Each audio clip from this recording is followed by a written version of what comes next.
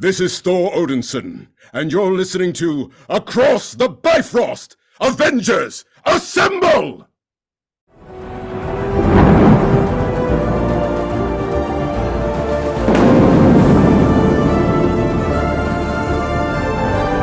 Whosoever holds this hammer, if it be worthy, shall possess the power of Thor.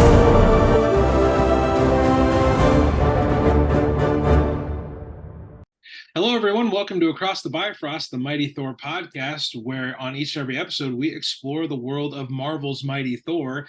I am your host, Ryan Doze, and on today's episode, we are digging back into Walt's wacky world. We are studying the Simonson run of Thor, and today, everybody, this is kind of like one of the episodes we have been anxiously anticipating.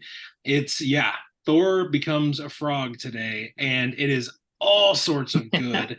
And to dig into these issues, these 4 issues we're going to talk about today, I brought 3 other friends back to the show to talk about them. A few of them have already joined us for the Simonson Saga, and I will just introduce them to you right now. We've got Will Rose, one of the Warriors 3, back to how many episodes of Simonson is this for you, Will? Is this like the 3rd one, 3rd or 4th?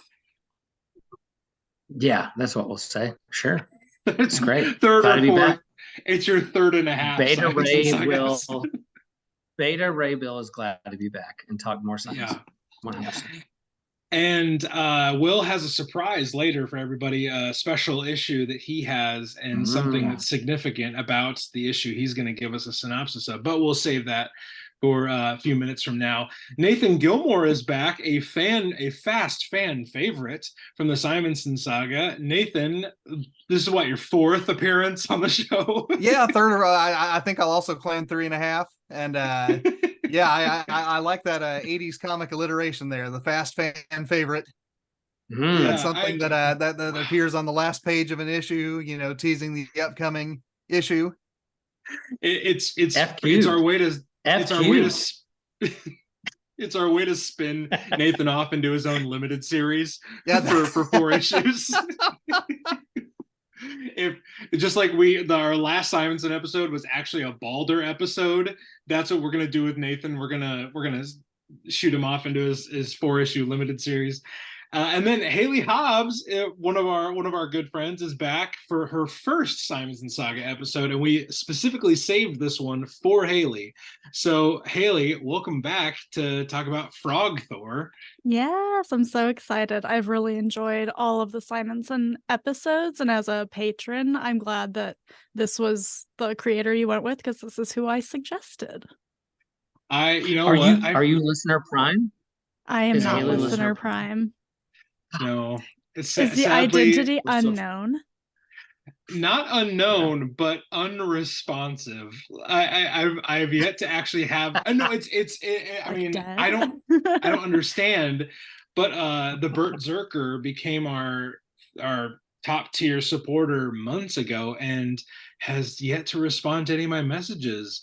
I continue to appreciate the support, but I would like his input on some stuff. So silent partner. Silent partners are still partners, and Absolutely. I still appreciate it. So everybody, we have had just a fantastic little run here on the Simonson episodes. Last few, we talked to Jasmine Estrada and Alex about Scourge's Last Stand. We will reference that episode a little bit in here because we're talking about what happens next in Thor's story. Our last Simonson episode was with Tom Torme from Cosmic Comic Nation, and Tom was an absolute delight. What you may not know about that episode, everybody, was we had to record it twice, and the second time around was definitely a lot looser and a lot shorter. So we've really loved putting the Simonson episodes together and hoping to continue our hot streak today as we dig into issues 363 through 366 of Thor, of course, by the amazing Walt Simonson, aided by a cast of characters: Ralph Macchio, John Workman, editor Jim Shooter at the time. That's kind of our cast of creators. But I say now is about time that we jump into our first issue, and Hayley Hobbs has the honor of giving us a synopsis for this crazy crossover tie-in. Like, it's kind of a weird issue because we don't immediately get into Frog Thor, but Hayley's going to give us everything she's got with this one. And for some reason, I elected to do the first one because I thought it was a good idea. Right. You and chose I still think this one. It is. But there's a lot that goes on in this episode. Very. We meet the power pack. Does. Like, it's yeah. Oh We're my setting gosh. Walt's stage to the nth degree. All right, I'm going to jump in. So we kind of start with a recap of what happened with Curse recently, and he was, quote, defeated by the Power Pack kids after he was kind of, and you'll have to fill me in because I didn't read those issues, of course, but he was like created by the Beyonder, and then shenanigans with Malekith. I feel like that covers it.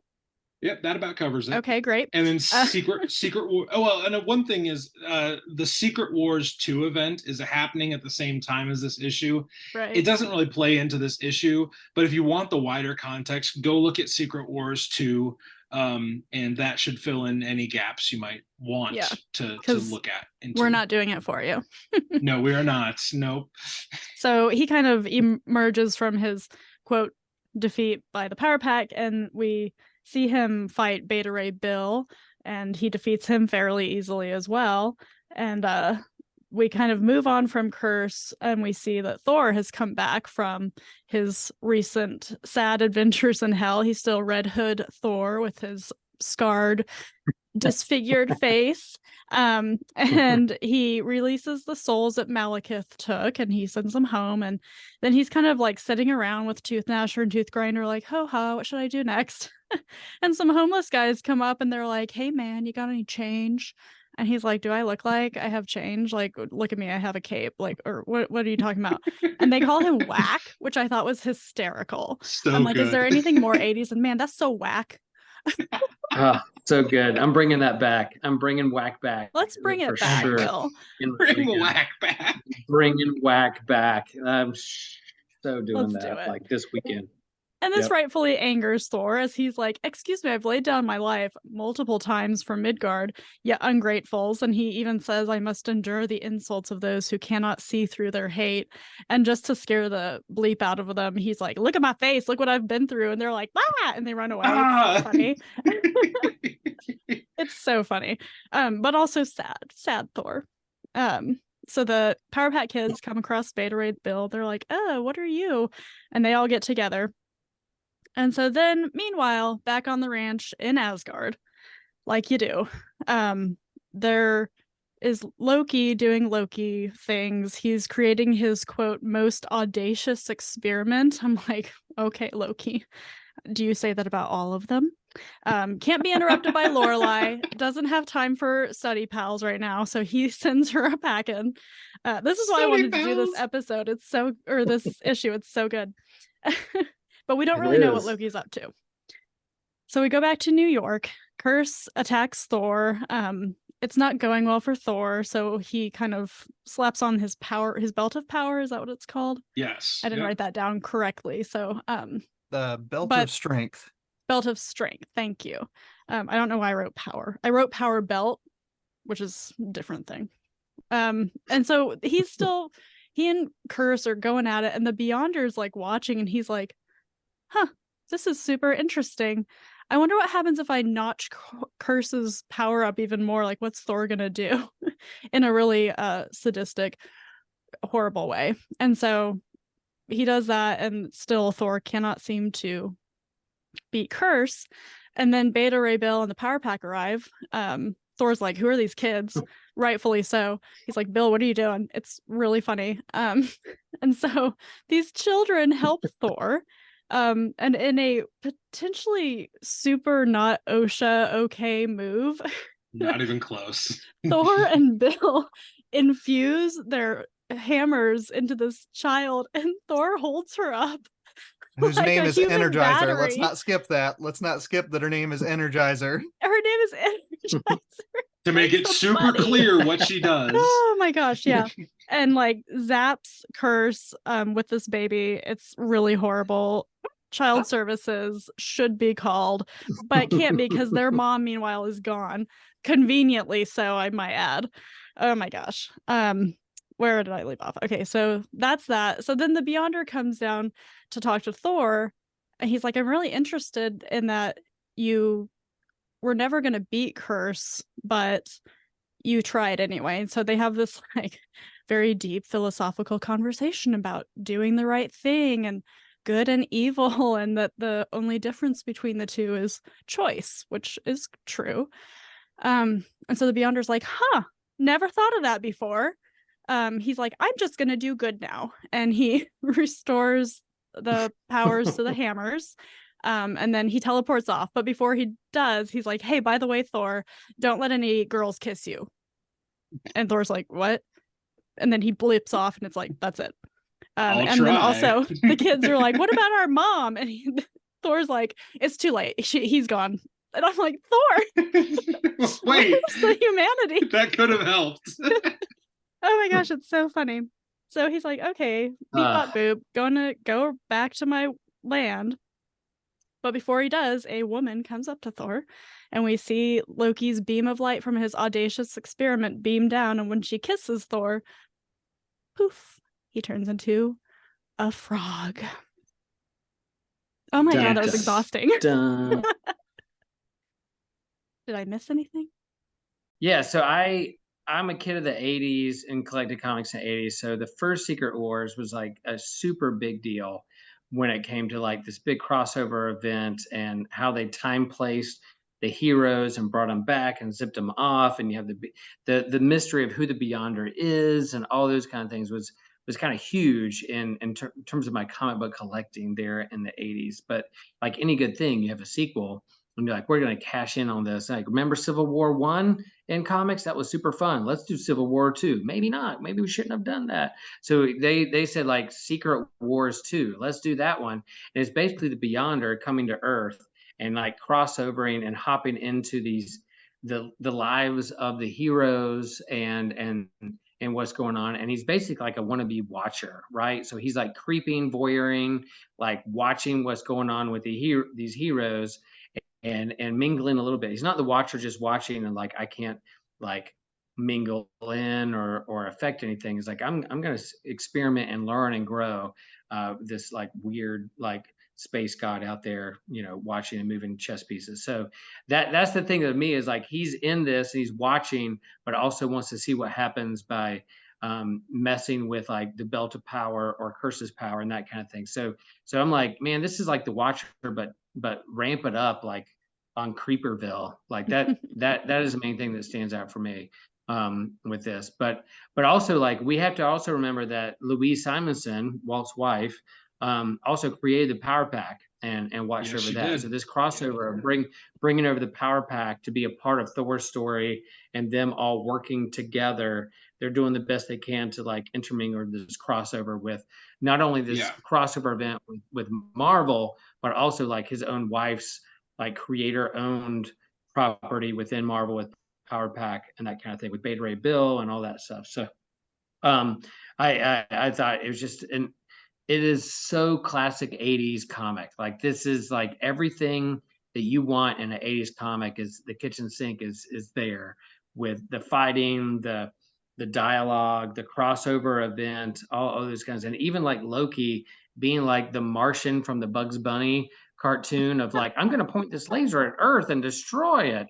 Like he's pointing like this laser at Earth and shoot it at. I'm like, is this the Martian from Bugs Bunny pointing the laser at Earth? And oh no, it didn't work. Exactly.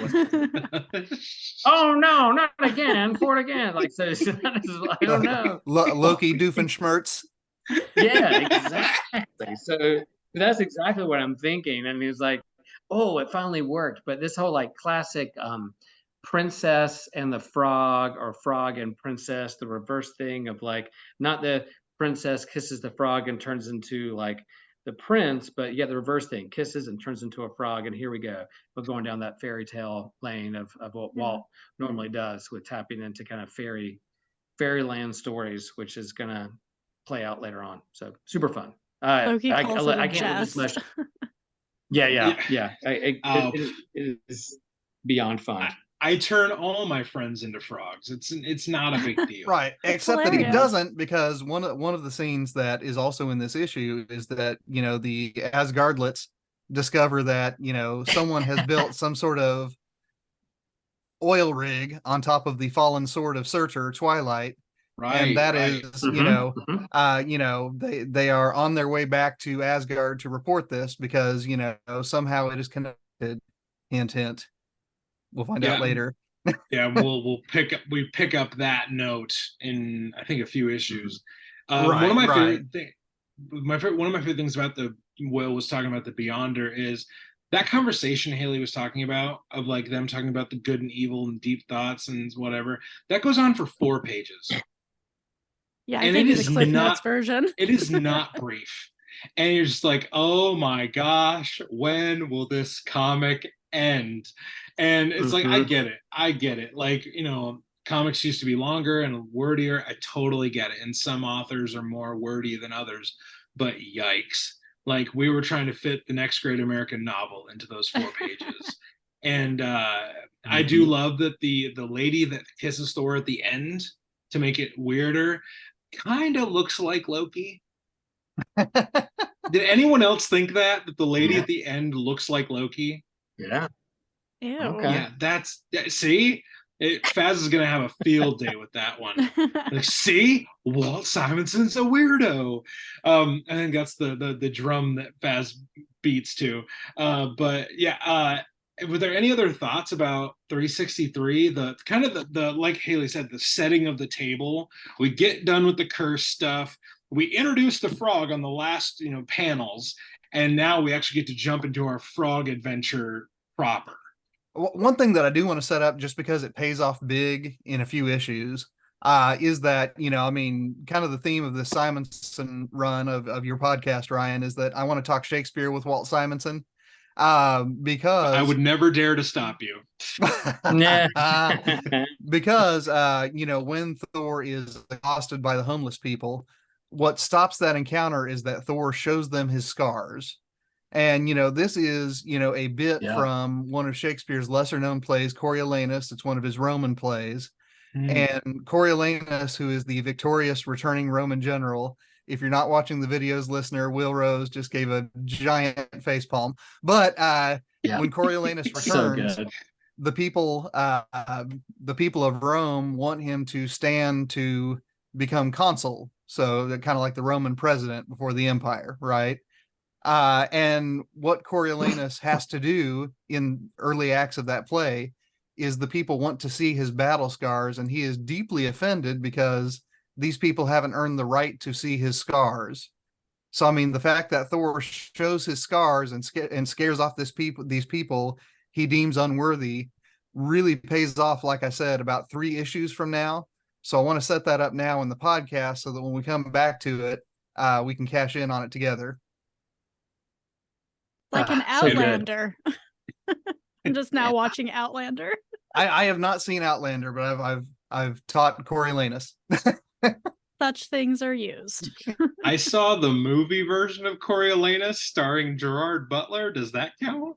Like, if it used the scripts, it counts. Yeah. Who knows? I might have seen just a weird knockoff Coriolanus that would have made Nathan just aggravated. I love all the facial expressions that Will is giving off right now. I love all kinds of Shakespeare films, so I would probably love it.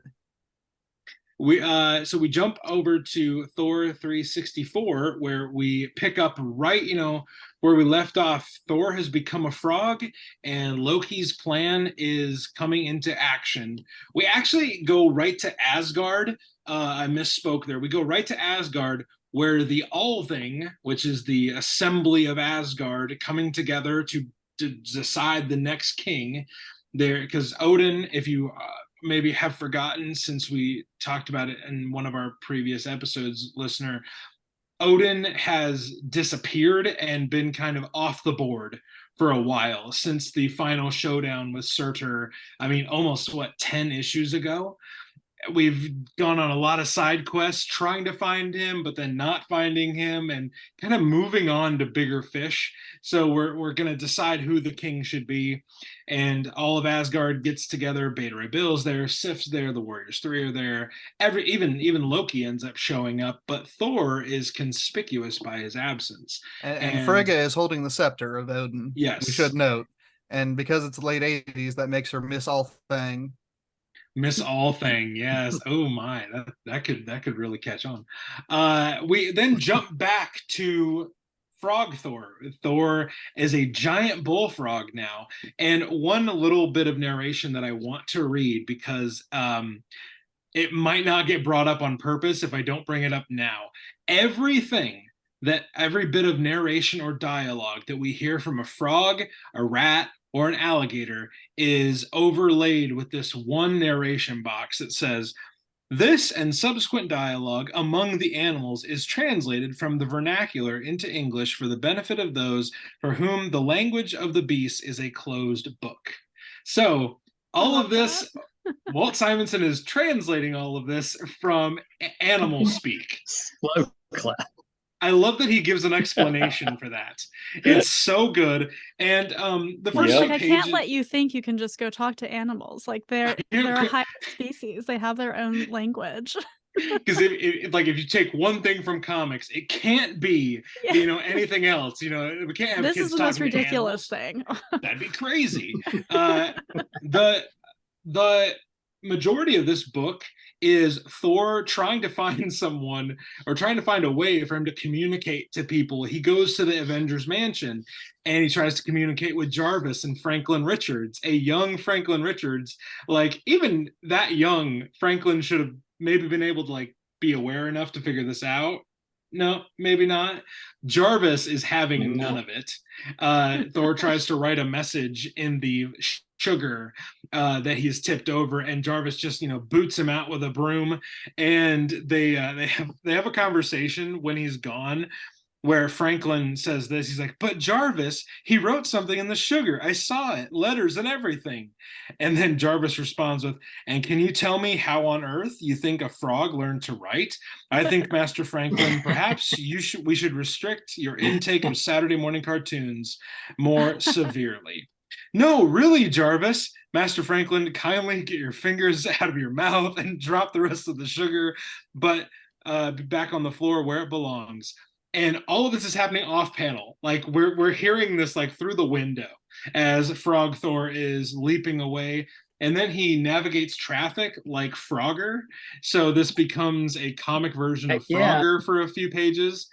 Then we're introduced to the rats. The rats are a antagonistic group that we will learn are currently involved in a war against the frogs of Central Park. So essentially what is happening to Thor is he's been transformed into a frog. He's kind of figuring out his frog surroundings. But then, of course, because it's Thor, he is immediately thrust into this war between two warring factions in Central Park. This may be the greatest comic ever put to paper. It is incredible. It is absolutely incredible. It kind of reminds me of any 90s kids or early 2000s kids might remember the show Redwall. I absolutely loved the show Redwall and loved the books Redwall. These comics, the next few issues, give me strong Redwall vibes, and I am all here for it. I should probably go reread those books, because I have kids now, and it'd be okay for me to reread a kid's book currently, I guess. Read whatever you want, Ryan. I'll read at my level. I'll read comics and books written for 8-year-olds. Then we do see a return to the Surtur's sword, where Hildy and all the other kids are like, "We need to go tell someone." So that's our kind of a little aside with them. We learn more about the frog culture from different characters that we meet throughout. Bug-Eye is one of the other. He's the bad frog, and then there's a princess frog, and there's a king frog, and it's like a veritable Game of Thrones of these frog characters that we meet. And Nice. Thor is, of course, he's the biggest one of them all, and they kind of look to him to defend them from the rats, and they're like, oh hey, basically our frog messiah has come. And they are putting like all of their tadpoles in this one basket. Yes, I'm trying to fit as many frog references into this episode as possible. Putting our tadpoles in one basket. Please let that be the episode title. Like, come on. It will Yes. go into contention. I can guarantee you that. Yes. We go back to the Althing, the assembly of Asgard that we referenced at the beginning of the issue.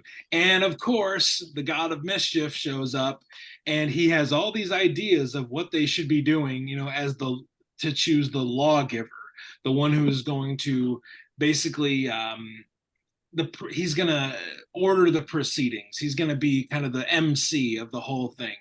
And of course, the delegate he chooses wins. And there's a lot of nonsense going on. He's like, well, Thor's not here, so why don't we just crown me king now? And Heimdall and the Warriors 3 are like, okay, we can't let this, there's something going on. There's a reason why Thor is not here. So they concoct a plan to put this impersonator Thor into the area. So at least it throws Loki off his game, and they have to have a recess for a while. We learn the true identity of the impersonator Thor in the next issue, so we'll cover that in just a minute. But then we learn that at the end of this issue, there's a weird curveball that gets thrown at us. And again, we're talking about an issue where frogs are fighting rats, and they're doing it all in Central Park as a part of their war. And by the way, this is not done tongue-in-cheek. Like, these frogs are actually pissed at these rats. No, they're going hard. They're actually want to kill these. Like, it is Game of Thrones at the petting zoo kind of craziness. At the end, a Pied Piper is magically, like mystically, however, he's controlling alligators, which we find out are the true identity of the dragons that we were they referenced dragons earlier, and we're like, what are the dragons? And it's actually the alligators that, of course, live under New York City. And this guy is controlling them with a flute. And Thor, as an animal, cannot resist the draw of this Pied Piper's tune. So the last panel we see is big frog Thor jumping into the open mouths of these sewer-dwelling alligators. And thank you for coming to my Frog Thor TED Talk. That was the wildest issue of Simonson's Thor we have read yet. Nathan? Yeah, and I mean, there's a lot going on. I mean, both on the Asgard side and on the Central Park side. So, I mean, to start with the Central Park side, I mean, it's interesting that you went to Redwall. I mean, my first thought was, I mean, this is a bizarre take on Kurosawa's Seven Samurai, right? I mean, well, that was my second option. Yeah, because you got the war-worthy stranger coming into the troubled village, and the people basically expect this stranger to come and fight for them, and even though the stranger has obligations elsewhere, a strong sense of honor leads the stranger to indeed join this fight. And I mean, you got everything down to the villagers in Kurosawa wanting to marry their daughters off to the samurai. The king wants to marry the princess off to Thor. So I mean, you got a lot going on there, right? Bug Eye, it's interesting. You went Game of Thrones. I immediately thought Lord of the Rings because Grima the Worm Tongue is the ambitious character, and of course Grima's name in Old English means the mask or the hypocrite. So I mean, Bug Eye, I mean, just seems to fit that to a T. So just all kinds of fun stuff going on there. The Piper, I agree. I mean, I thought that we had turned the weird up to 11, and then all of a sudden, there's a magic flute in the New York City sewers that can control alligators, and also Asgardian deities who are transformed into bullfrogs, because why not at this point?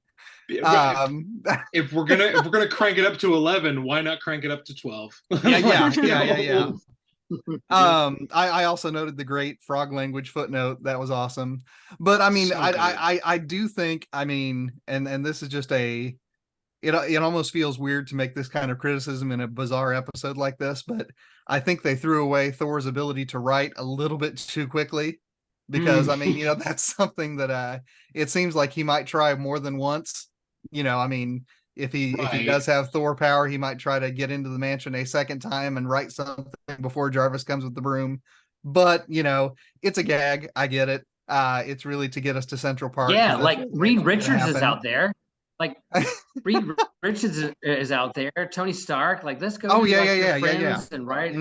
Use a whiteboard. Whatever, chalk on a chalkboard. Right. Like, it's the 80s. So, but like I said, I recognize it's a gag. I can live with it. Now, the Asgard side, I mean, is interesting for very different reasons, because what makes Loki villainous, what makes Loki dangerous, is his willingness to deceive, and specifically his willingness to deceive fellow Asgardians.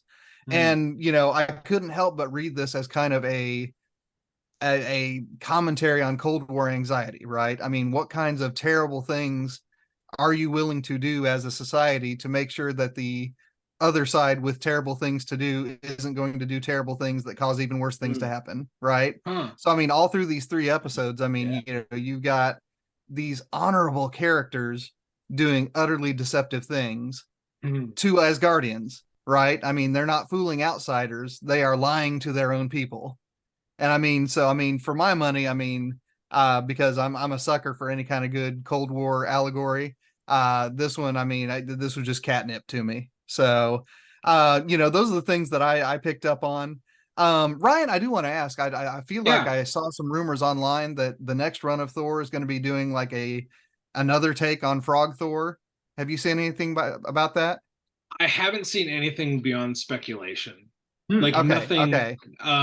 It wouldn't be a shock for him to come up. Okay. Maybe that's something we can even ask, and we would get a loose hinting answer, if anything. Well, I mean, the one thing that actually made me take it seriously, because I thought it was a joke, is that like there's supposed to be special guest artwork by Assad Ribbit.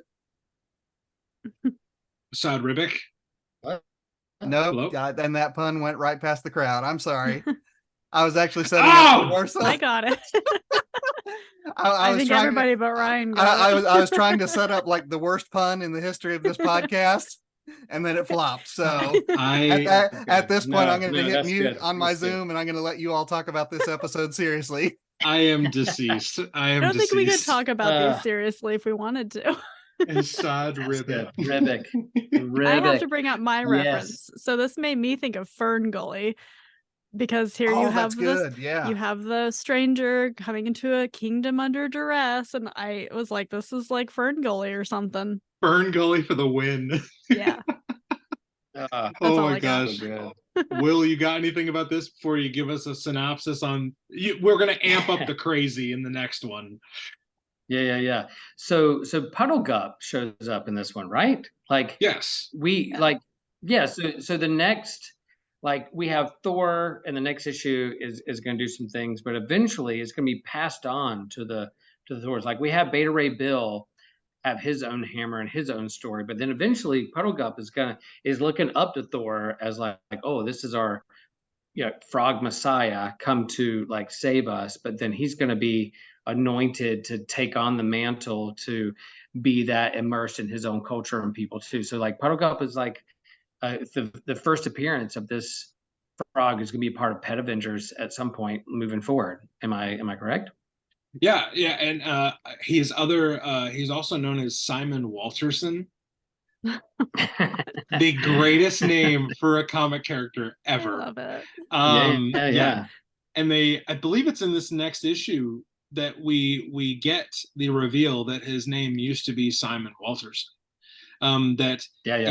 He did the reverse, like, Will, I'm going to let you give the synopsis because I've already got the panels pulled up that I definitely want to talk about. Why don't you give us a synopsis and tell us what is so special about the issue, the single copy you are reading it from? Yeah, before we get to that, I just want to add, like, this whole idea of, Thor being a god, that then comes to Midgard to relate to humans, right? There's this kind of incarnational philosophy, theology kind of thing. I'm going to come to Earth and relate with humans and understand on your level. And then, Walt is bringing it to another level, that Thor is not only like relating to Midgard humans, but he's going to go like deeper into like the land of the animals and creatures of the frogs and the rats and the alligators. So he's going another level deeper into relating to the animals of Midgard. So this whole kind of deep dive into like going lower than a god could ever lower themselves to be. So you can imagine like, oh, I'm a god, I don't want, I'm not a human. Oh, I'm with the humans, cool, I'm gonna learn what they are. And then I'm going to go down and be with the lizards and the frogs and those kinds of things like that. That to me is like a whole nother level of getting to understand what Midgard is about on like the animal kingdom level. So I don't know if anybody else relates to that, but this whole thing where Simonson's taking Thor deeper to humility to understand what's going on in Midgard. Anybody else pick up on that? Or I'm going to see if I can get it a face palm from Will, because in a medieval lit class once, I actually did read a theological debate between two University of Paris professors about whether the word could have been incarnated as a cucumber.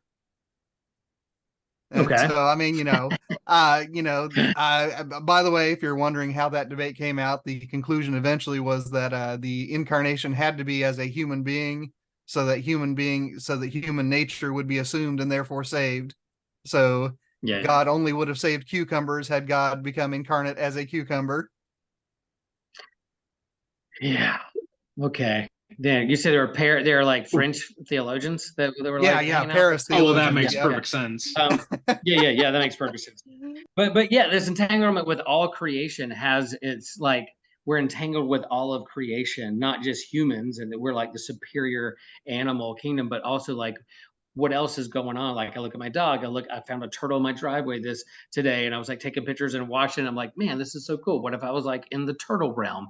Like all those, my mind goes there and starts thinking about those things. And so here's Walt thinking about this God going even lower into the animal kingdom. I find fascinating and fun, whether it's the fairy tale, the princess kissing the frog becoming human, where all that kind of stuff is, the part of like Thor becoming worthy is this acknowledgement of humility and understanding its place and relating to other people. And so it makes Thor special from the other gods, and even Loki is understanding what's going on around them. So I love that aspect of what's going on in this deep dive with this series. So it's wonky, it's bonkers, it's like really Thor, but then you can go deeper on the philosophical realm of like a god going deeper into like the lower levels of the animal kingdom, but still being valued. So I love that aspect of it. All right. So 365.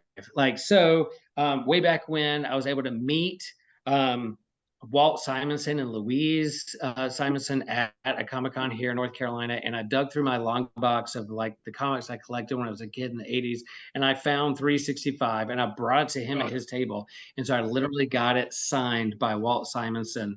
And the cover is Thor leaping, twirling his hammer with like Loki in the background, shocked of what's going on. And it says, "This issue, Thor leaps into a new secret identity." So there you go.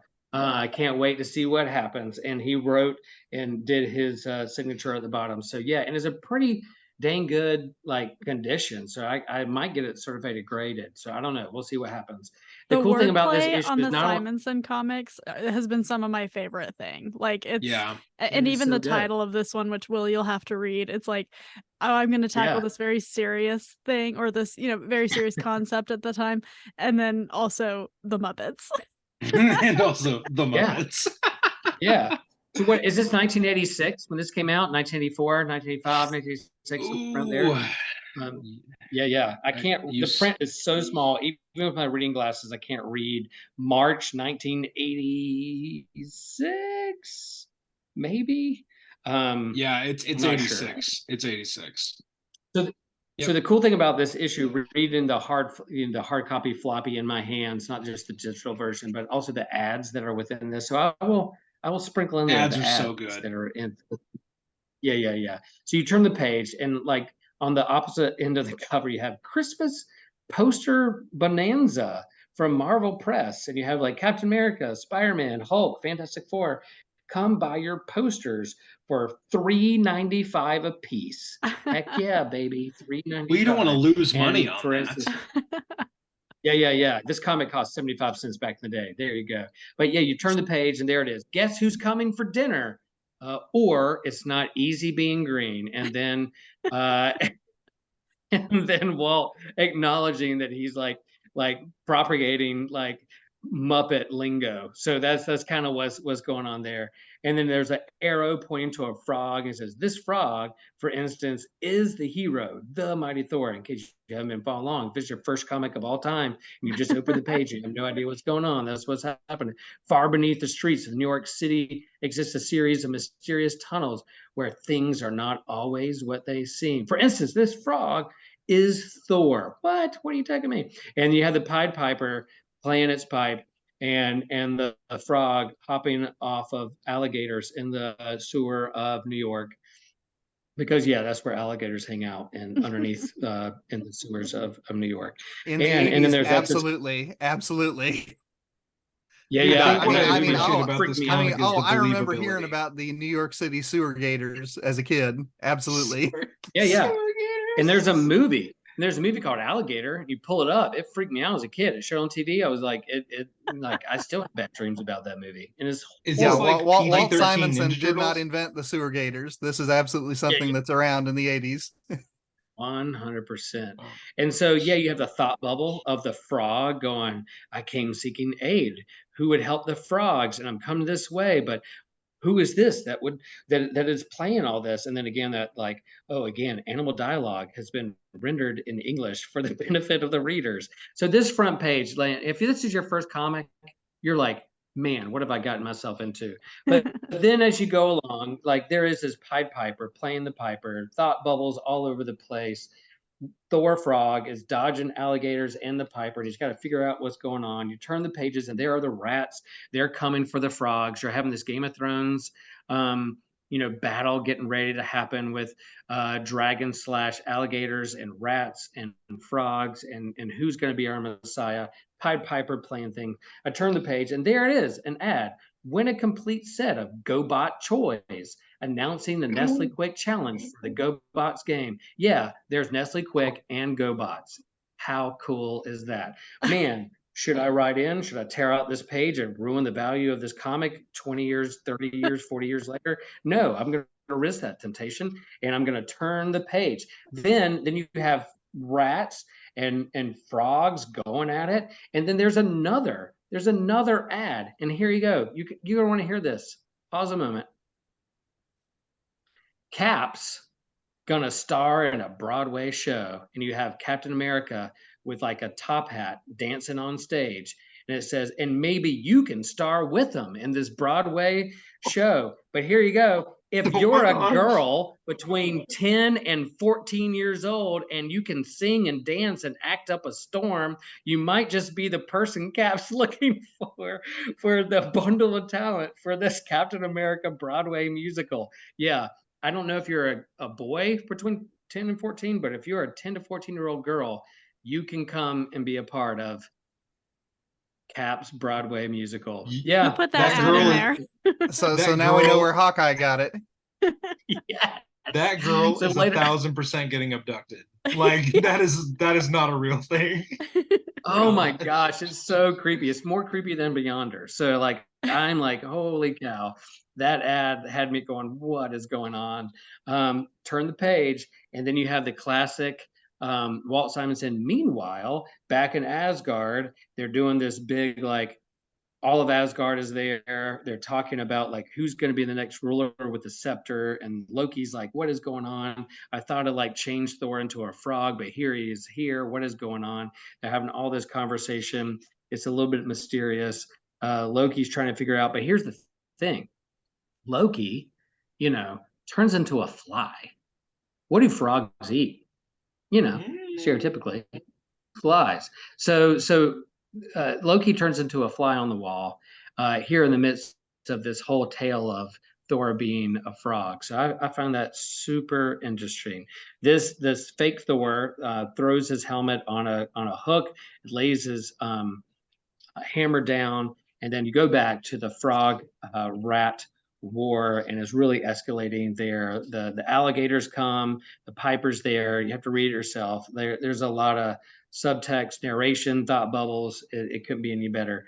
Loki, meanwhile, again, is back at Asgard, and he's able to pick up the hammer. So he's like, if I can pick up this hammer, then that must not be the real Thor. So something's going on there. Go back to the piper and the frog, and he starts playing his pipe, and the dragons and the rats and the frogs are doing their thing, and it's something. Next ad, in case you're interested, is Mile High Comics in Denver, Colorado. Back issues. You can look again. You can go back, and you can get great bargains for back issues for as $2.95 a run. Not $2.95 a comic, but an entire run of comics for $2.94. Wow. Yeah. X-Men is there, in case you were wondering. That's the one of the day. You can do that. All right. You turn the page. There you go again. You have the frogs exposition. They're all hanging out. What do we do next? Then you have another ad, Mile High Comics in Denver. Back issues. You can buy. Hitting us a little hard, out. Mile High. Yeah. Hitting us. There's a lot there. 20 to 40% off new comics. Cool. I'll write into them. Then continue. Thor the frog runs into his goats, and he's like, "Oh, okay, what's going on?" He sees his original hammer. Mjolnir is there, and he's reading the side. In case you forgot, there on the side, whoever wields this hammer wields the power of Thor. It's like, cool, I remember that. I'm a Thor fan. Maybe this could happen. So the frog positions itself around underneath the handle, tries so hard to lift. I'm gonna push hard. Here it is. I'm gonna lift it up. And as the rats are like storming down, coming at this frog, and as hard as they can march on it, this frog lifts the hammer, and crock-a-doom, there it is. You have Throg holding and wielding the hammer as Thor Frog, and there's the strangest comic you'll ever read, according to Walt Simonson. Oh, according to the man himself. That's right. I love there you go. A few things that you didn't mention. First of all, the Super Bowl reference. Yes. So we have to talk about it. It was Super Bowl. Would that be 14? I don't know Roman numerals, so don't. Super Bowl 19. 19. 19. Miami Dolphins versus the 49ers. The 49ers crushed them 38-16. I know everybody wanted to know that. Poor Marino. This says it's the Steelers and the Rams. The panel says, "Come on, fellows, let's take them." It's XIX, right? Okay, well, either Simonson got it wrong. Oh my gosh, did he reference the wrong Super Bowl? That's hysterical. That'd be incredible. Because the panel says geeks are gonna geek. We'll see. The problem here is that those are not Roman numerals; those are actually amphibious numerals. Right? Yeah, so we don't have the conversion rate, so we can't even know. Okay, I'm gonna move on from that. I do love when he comes back to Tooth Gnasher and Tooth Grinder, and he's like, "Oh, I can talk to them. Like, we speak the same language. We speak animal language." And it made me chuckle because I always think, I wonder what it'd be like if I could talk to my dog. And then I think, well, I don't really want to talk to my dog. No, I don't want to talk to my dog. He probably has a lot of things to say about me, and it would, take away what makes her so special. But then let's not overlook Puddle Gulp, who also used to be a human. Yes. But he likes being a frog because, hey, he doesn't have to pay income tax. And quite frankly, that does not sound so bad. Yeah. Man. Piggybacking right off of that, the panel before that, my favorite thing from this issue, besides the Super Bowl reference and the scenes of all-out carnage between frogs and rats. Again, people, we're talking about things that, like, just scurry along the side of the road, and they're casting it like it's the Battle of Pelennor Fields from Return of the King, is when Frog Thor asks, what do you mean? They're talking about gods, and Thor says, what do you mean? What do frogs know of gods? And Puddlegulp says, not much, mostly, but I'm a little like you. I used to be something else, only in this case, I was a man. And then the bat shit hits the fan, because he says, I got on the wrong side of a fortune teller in the village, and she turned out to be more than genuine, the usual article. But I found that I liked it here. Excuse me, you ran on the wrong side of a fortune teller in the village and she turned you into a frog? I would have led with that. Like, it's taken us an issue and a half to find out why Puddlegulp is a frog that was actually a man. And it's just because, you know what? Hey, have you ever run into a fortune teller that, just didn't like you that much and turned you into a frog? I mean, had to be heading away from the Sanctum Sanctorum. I mean, had to be, right? I mean, Greenwich Village, sorceress. I mean, what else could it be? It's so good. But I can imagine on the Super Bowl thing. Who did he say played Steelers and Rams? The Steelers and the Rams. So that was Super Bowl XIV. So it's a typo. It's the wrong Super Bowl. We've discovered a lettering error. It's worth even more. There's my issue's worth even more because of the typo. And this is officially the most football we've talked on this podcast. Sorry, that's my fault because I do love football. Let's talk it. Oh, well, it's easy to love it when your team wins the Super Bowl every other year. Yeah, do you want to talk about that? We can stop talking about Thor. No, okay. So, Will, what were your thoughts? Nathan. Yeah. I'm just going to say that let's remember that like Walt's not only the scripter and the writer and driving this plot, but he's also the artist. So he's drawing this stuff. So I can imagine Walt things like, what do I want to draw? What's in my head? What's going to keep me going? I'm tired of drawing these boring humans all the time. And he's like, I really want to bust my chops, doing like rats and alligators and frogs. And so like all this stuff of him drawing all this and this mass battle, like the Battle of Helm's Deep, except with like rats and frogs and alligators, like he's drawing all this as he's scripting it out. And so that to me is just absolutely amazing. And it's not like he's like slumping on the job or just like doing it. Like he's all the background of this issue, like all the details that's going on in the small panels, the big panels is all there. So like he's not slumping on the job for being the artist as well as the author. Yeah, I mean, what jumps out at me is, once again, Simonson just kind of dropping these references, but in such subtle ways that, I mean, he doesn't call attention to them, right? So, I mean, when Loki turns into a fly, obviously frog food. But also, I mean, this is how in the Edda, Thor's hammer ends up being a one-handed hammer rather than a two-handed battle hammer, right? Because Loki turns into a fly and bites the dwarf on the head, and the blood runs down into his eye, and he's distracted from the hammer. And then for reasons that the Edda doesn't explain, he can't build the rest of the handle at that point. So Thor ends up, with a one-handed hammer called Mjolnir instead of a two-handed hammer, right? And then at the end, I mean, when Thor, parts with a great warrior speech to the Frog Kingdom, he doesn't make reference to anything in the Eddas. He doesn't make it reference to anything in the sagas.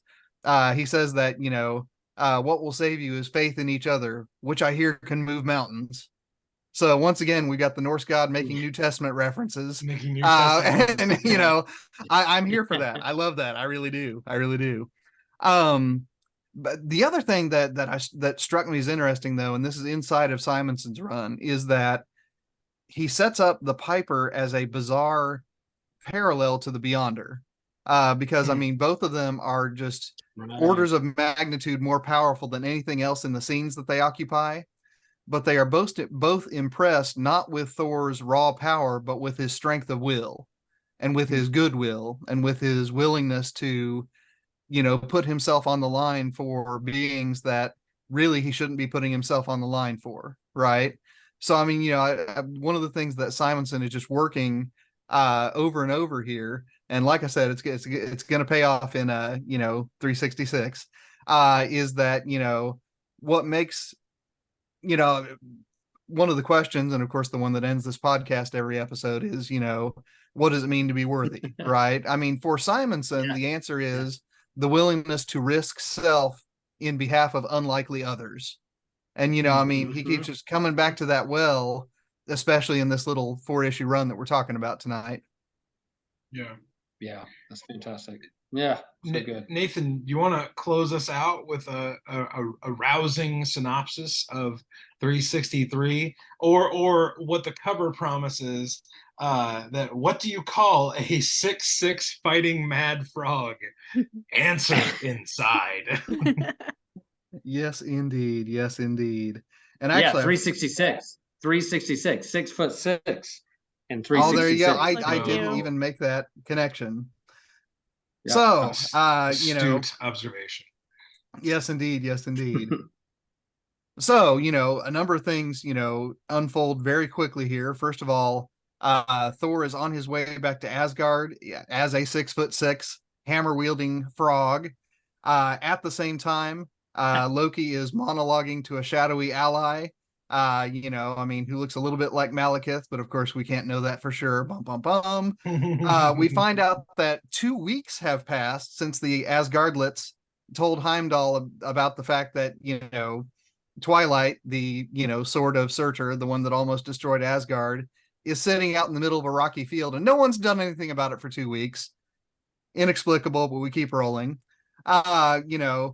Volstagg eventually sets out with Hildy, not because it's been 2 weeks since they've discovered this magic sword that almost destroyed Asgard, but because she has become ill from exposure to it. And this becomes, the plot line that, not by Volstagg's action, but by accident, brings everything to a head later. The All Thing continues. Loki gives a speech, basically celebrating his own accomplishments. I kept Surtur from the eternal flame. And of course, his grand crescendo, the big shot at the end of it is he snatches up the false Mjolnir, he raises it aloft, and he throws it into the heavens as Thor would. So, I mean, oh dear heavens, what a, oh goodness, what is the phrase from 2012 Avengers? Full tilt diva, right? That is Loki.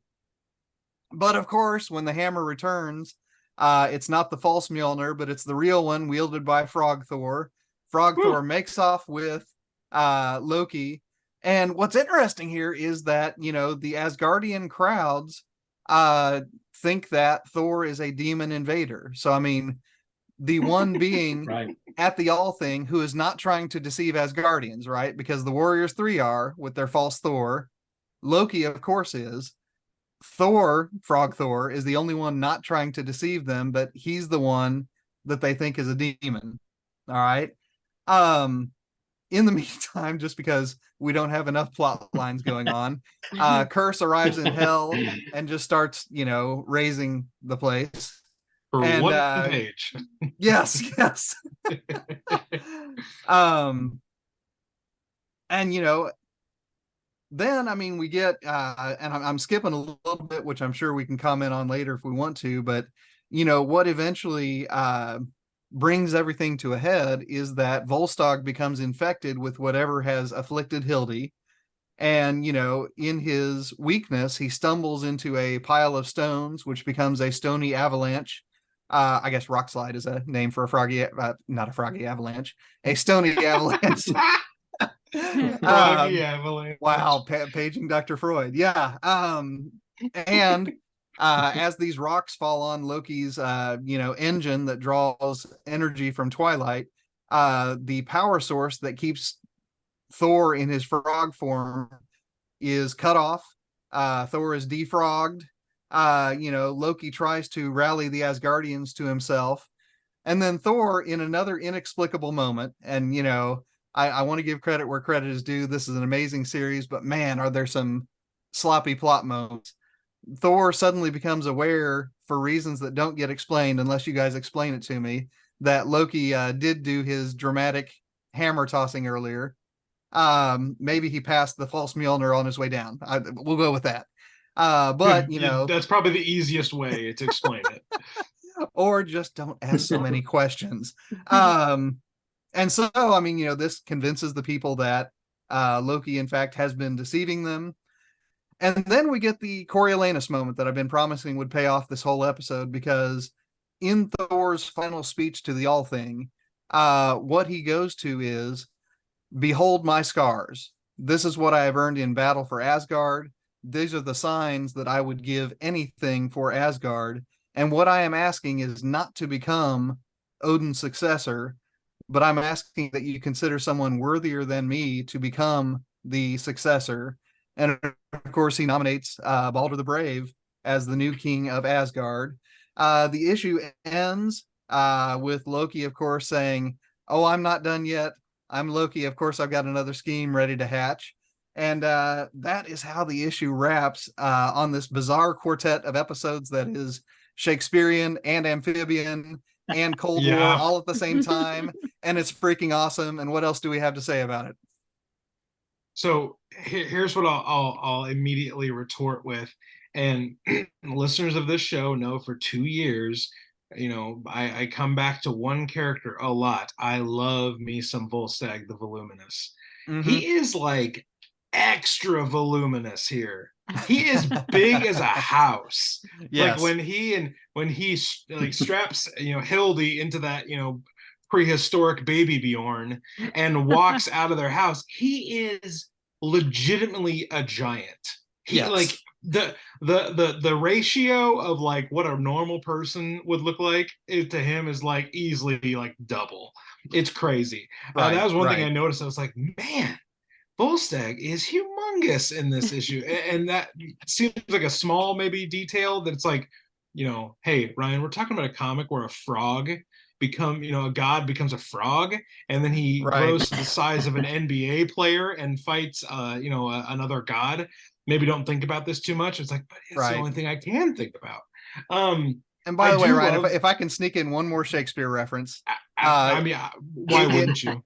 Between my first appearances on the Simonson saga and this one, this summer I reread Shakespeare's Henry IV plays, and the character Falstaff, who is obviously the model for Volstagg, one of the things that I had forgotten, and actually I probably never noticed because I hadn't read it in such proximity to Simonson's Thor, is that Sir John Falstaff in Shakespeare's plays often refers to himself as the Lion of England. Oh my gosh. Yeah. So once again, my recurring theme. I want to talk Shakespeare with Walt Simonson. And maybe someday we'll get that opportunity. So one other thing. Hey, and I'll just say, like, you know, you talked about NBA 6'6". You know who else was 6'6"? I swear Michael to God, Jordan. If you mention Michael Jordan. The goat. The goat was 6'6". Yeah. Moving on to things that are actually great. The final fight scene between Ryan thinks I have hot takes. That was a hot take. You didn't like Hawkeye. Man. Like that. Never mind. That's not that hot of a take. I do like that another time. I do like the final fight scene between Frog, like the huge Frog Thor, and Loki, because Loki is just so thrown off his game here. It's like his plan worked. His plan worked. Like that's the crazy thing is Loki's plan totally works. And if it weren't for Volstagg, kind of bumbling his way to saving the day, which is kind of his MO, his plan would have worked. And Loki is so thrown off that Thor is a giant frog, even though, of course, he didn't have the hammer when he turned him into the frog. So he's expecting this little itty bitty frog. But then it's like your plan coming back to bite you in the butt in the worst way. And as a kaiju. He's a kaiju frog at this point. I love that Loki gets beaten by his own plan. And that is one of my favorite ways that villains and their strategies are subverted. So I really enjoyed that. And of course, the last thing that I'll just say is Thor's speech at the end, with a wider context. Listeners, if you haven't listened to our episode about the Baldur the Brave limited series, go and listen to that, because it gives you Baldur's side of this decision, where Baldur wrestles with this decision and leaving Karnilla and leaving, trying to make this relationship with Karnilla work. It's messy, and it's not as cut and dry as like maybe a simpler romance would be, but we get Baldur's side of that. And for Thor, at the end, he says this because the crowd responds with, well, if it's not going to be you, then who is it going to be? And Thor says, still there is another, perhaps more worthy of the throne than I, one whose bravery is equal to of Thor's, one whose nobility surpasses my own. I speak of none other than Baldur the Brave, Baldur whose honor is beyond reproach, Baldur whose sense of justice matches that of Odin himself. Surely the shining Baldur would be the ruler worthy of the Golden Realm. I mentioned that to say Baldur gets a very defined spotlight in Simonson's run. Simonson had a clear agenda with getting Baldur into the spotlight and highlighting him as a character that fans should gravitate to and like for reasons different than Thor, but also kind of in line with that virtuous hero. So I like that Thor puts him over, essentially. He puts him over to all of Asgard, and it makes sense why he would endorse, if he's going to endorse someone that's not himself, he's going to endorse someone that he actually looks up to. And my theology nerds on this on this call, Hayley obviously, is the reference showed up for me where it's when Jesus says about John the Baptist that there's no greater among men. Like, no, Hey, Jesus. I know that one. There we go. But it's like, Jesus, that's probably clearly you. But Jesus puts over John the Baptist instead. And it's like, okay, I mean, yeah, John's a good dude, but like, you're freaking Jesus. Like, it's like Thor.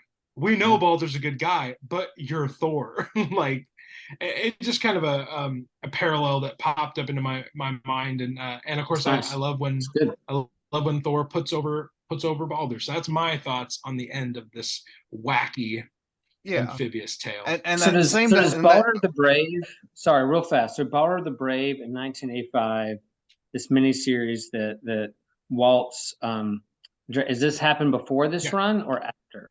It's happening simultaneously, parallel. Mm-hmm. So the first issue of the Baldur the Brave miniseries would have come out at the end of our last, like at the Scourge Last Stand. But then there's 4 issues. The other 3 issues have come out as we're talking about these issues. So really, if you wanted to, you should be reading these issues in parallel with the Baldur the Brave limited series. Nice. Cool. Okay.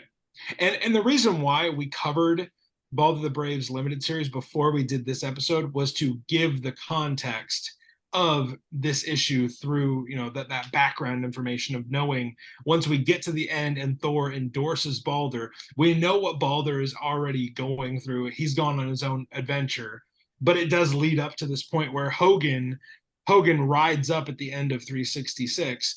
And Hogan has been instrumental in the Baldur the Brave limited series. So that's where it intersects at the end. Gotcha. So great. Hayley, the only other parallel I wanted to point up is that, yes, the Jesus John the Baptist dynamic is absolutely there. And one of the places that shows up again, and again, this is where Walt Simonson is just so thoroughly Shakespearean, is at the end of Macbeth, when Macduff has defeated Macbeth, has, thrown out the tyrant of Scotland. And I mean, the people want him to become the next king, right? What Macduff immediately does is he turns and he hands it over to Malcolm, the son of Duncan, and renders him the king, because, the one who drives out the tyrant isn't always going to be the best next king, right? And I mean, Right. one of the parallels there is that, you know, what marks Duncan, no, back that up. What marks Malcolm, the son of Duncan, as a character is that Macduff has to have a very long scene with him, convincing him that he is worthy to become the next king of Scotland. So, I mean, you know, Baldur's whole miniseries, where, I mean, he is still guilt ridden over all the souls that he sent to the land of the dead. You know, I mean, is something that, you know, once again, Simonson is just so thoroughly Shakespearean. Yeah. And they do really tease out Baldur's theme of post-traumatic stress throughout this whole thing, because it shows up all Absolutely. the time. Yep. And it does prove that, like, I love when our characters actually have time to struggle and they have time with tension. We saw it in Thor's relationship with Sif, going back and forth and back and forth. Is like, you know, you mean a lot to me, but also, you know, we're not together anymore. We saw that really in the Scourge Last Stand episode, but also Balder, you know, struggling with, I've done a lot of terrible stuff, and trying to be this noble figure, this righteous, you know, kingly example of what an Asgardian, you know, warrior should be, but also realizing, like, dude, like, there was a lot of people in hell because of you. So any, you know, all that being said, any final thoughts on this part, and then we will ride off onto the Rainbow Bridge and head out for the day. Haley, any final thoughts about our Frog Thor adventure?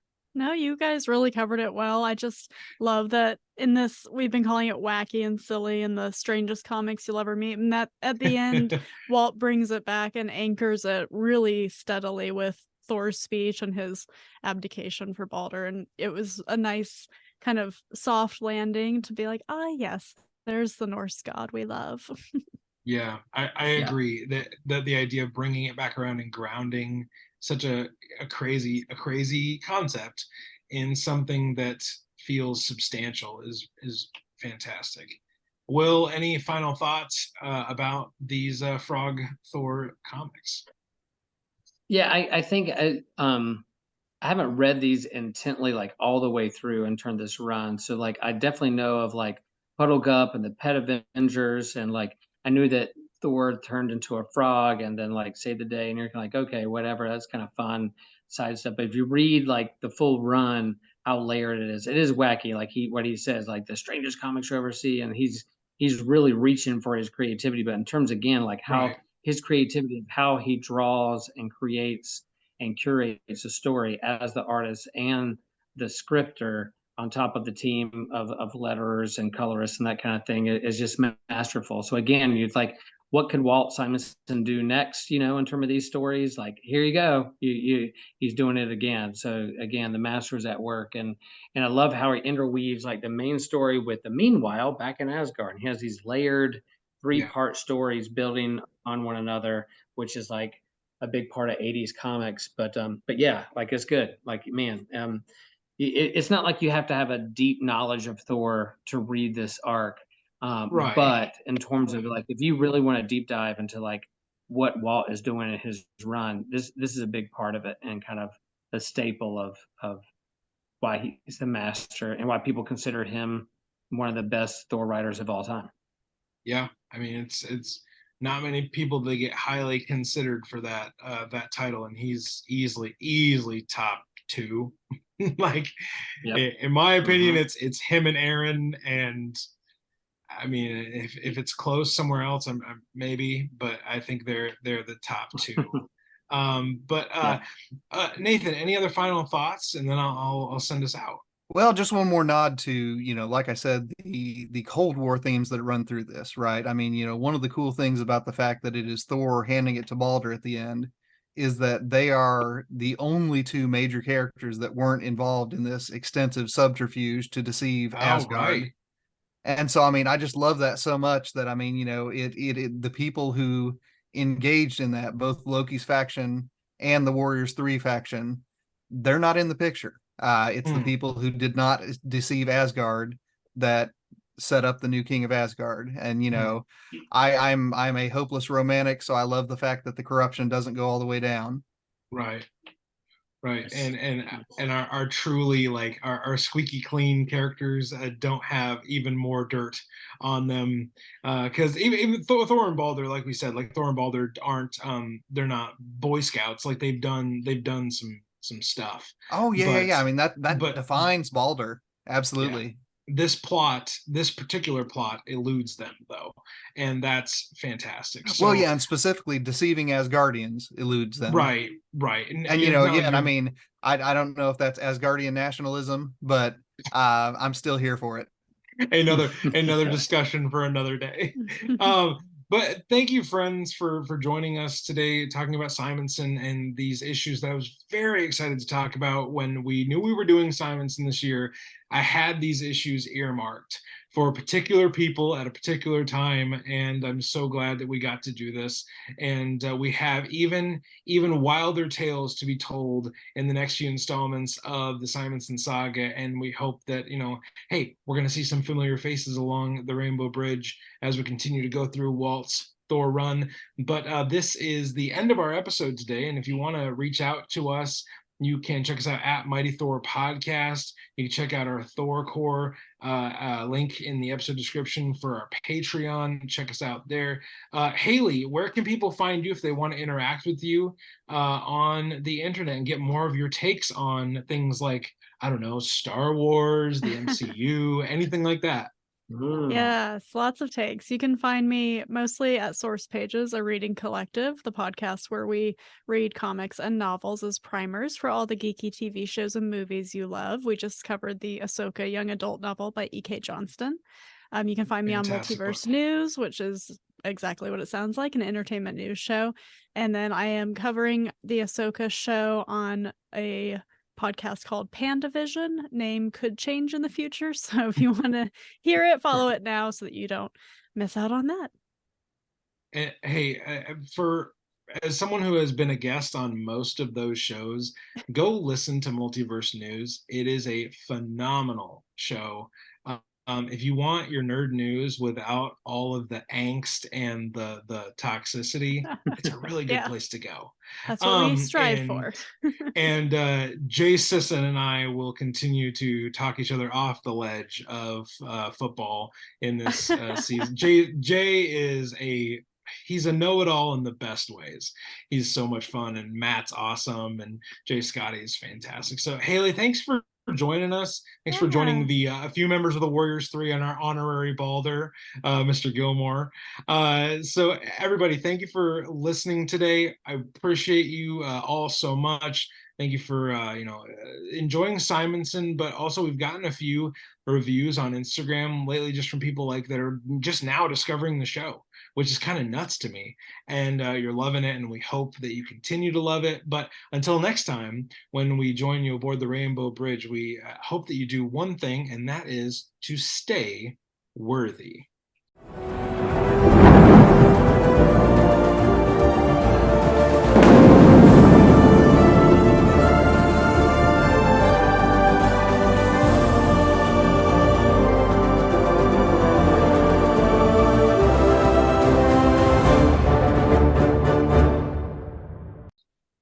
Da da da da da.